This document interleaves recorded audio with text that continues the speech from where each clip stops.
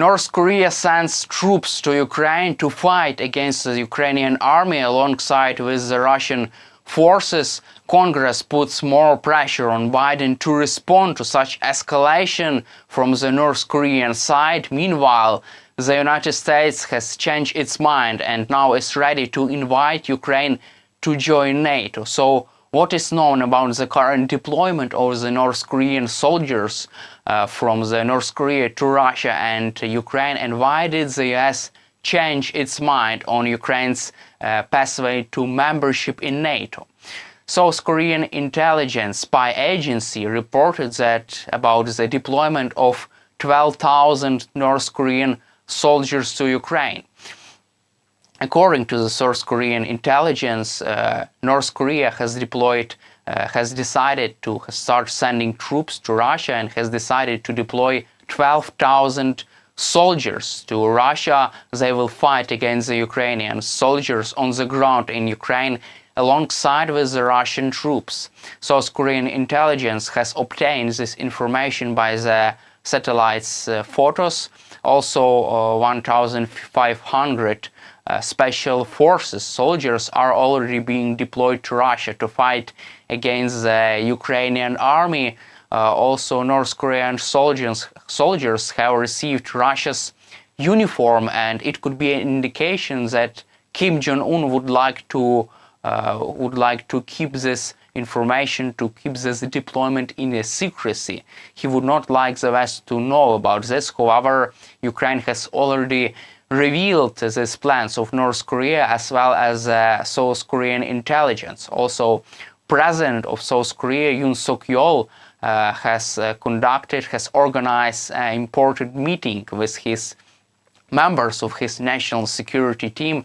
After this meeting, President of the South Korea said that it was a big escalation from the North Korea, and this deployment of the North Korean troops to Ukraine is a major threat to the security in the region and to the security around the globe.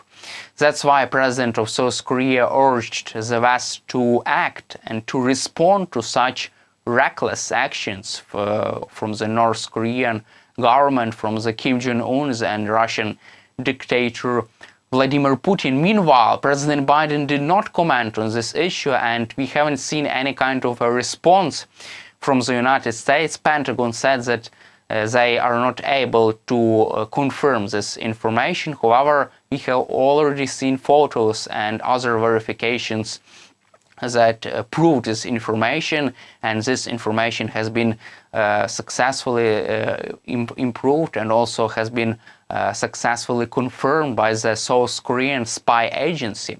That's why also South Korea said that North Korea would continue deployment its troops to Russia, and the all amount of soldiers would be 12,000 soldiers. They would form 4 brigades, which would support Russian troops on the ground in Ukraine and deep inside Russia.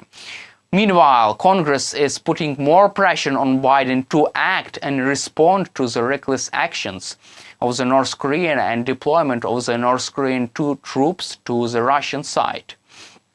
So, head of the Intelligence Committee of the House Speaker, head of the Intelligence Committee, House Intelligence Committee Chairman Mike Turner is demanding a briefing. He said that Biden administration should act and should do everything what is needed to prevent such escalation. He said that the deployment of the North Korean troops to Ukraine should be a red line for Russia. He said that the West should do everything what is needed to prevent this escalation. Also, he said that members of Congress should receive secret briefing from the White House about the current state of the war in Ukraine and this dangerous situation with deployment of the North Korean soldiers to Ukraine.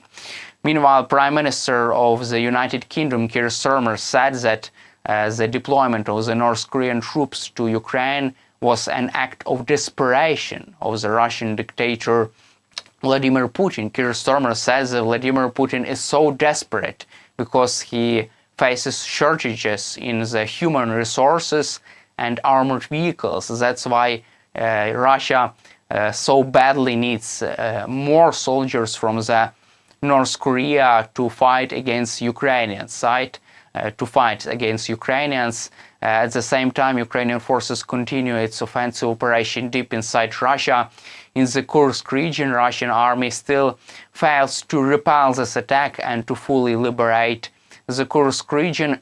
That's why they really need North Korean troops on the ground to support illegal war and illegal Russia's war effort. And President Zelensky has already said that Ukraine now is at war with North Korea because North Korea becomes as a third party of this war, and Ukraine sees this escalation as an act of war against Ukraine.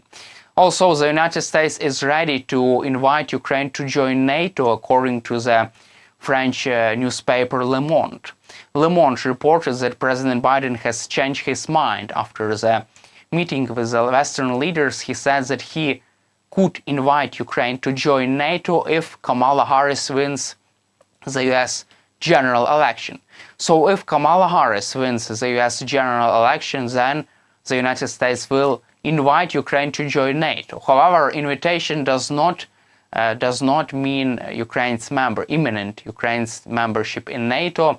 However, it would mean the start of the process and start of Ukraine on this pathway to join NATO. That's why it would be a really good move for Ukraine to use this during the negotiation with Vladimir Putin and to use this as a bargaining chip to end the war in Ukraine on normal terms and to conduct good faith negotiations with Russia. Also, Le Monde reported that unfortunately Western leaders did not agree to allow Ukraine to strike deep inside Russia with Western-made weapons. All of this, the reason of that is the fear of escalation.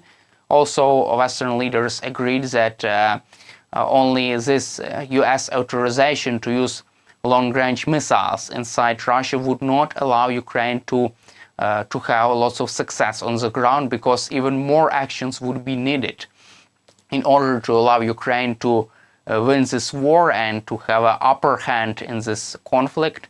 Also, there are some expectations that President Biden, in case of the Kamala Harris presidency, could allow Ukraine to strike deep inside Russia after the US general election in case of the Kamala Harris victory. That's why Ukraine is waiting for the approval from the United States to use US-made weapons to strike deep inside Russia and to win this war and to finally end this war on normal terms, which could give Ukraine long and lasting peace. And in the end of our conversation, we will cover the current situation in Moldova. Citizens of Moldova did not want to join the European Union. They decided not to do that.